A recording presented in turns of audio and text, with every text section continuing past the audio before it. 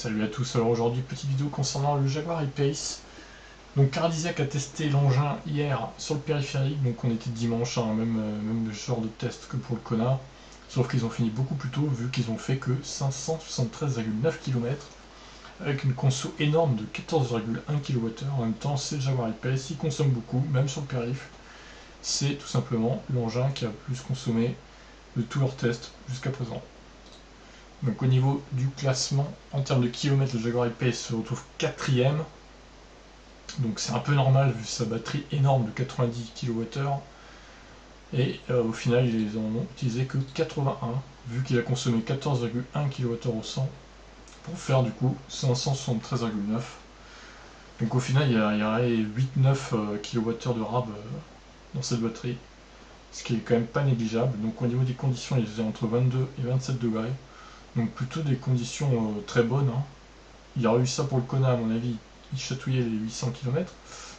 Bref, en termes de conso évidemment, le Jaguar I-Pace se retrouve bon dernier, incroyable, mais vrai. En même temps pas si incroyable que ça, vu que on a déjà vu dans une précédente vidéo que c'était l'engin qui consommait le plus, même limite plus que le Model X, donc voilà, là c'est terrible quand même. 14,1 kWh au 100, 0,8 de plus que la Model S. J'aimerais bien qu'ils testent le Model X quand même sur le périph. Ça pourrait être sympa comparé avec le Jaguar I-Pace.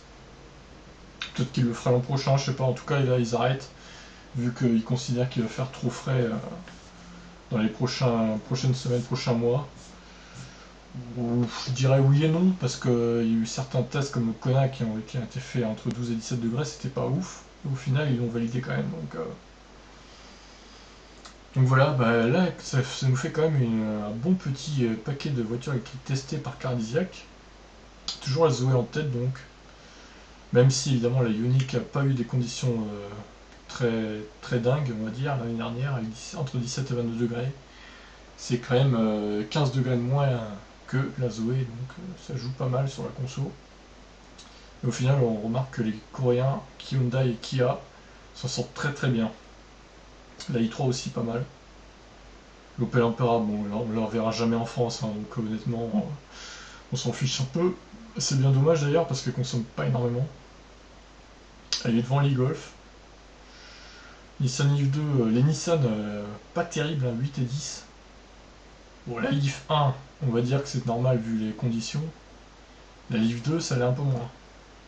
C'est un peu moins normal, là, pour le coup. C'est pas terrible du tout.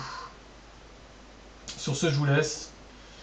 Après tous ces tests, j'espère qu'ils en referont l'année prochaine, je pense. On verra lesquelles voitures, peut-être le Kia Niro, peut-être le Model X du coup. Model 3 peut-être, ça serait bien aussi. Sur ce, il y a du potentiel encore. Et je vous redis à plus pour une prochaine vidéo. Ciao.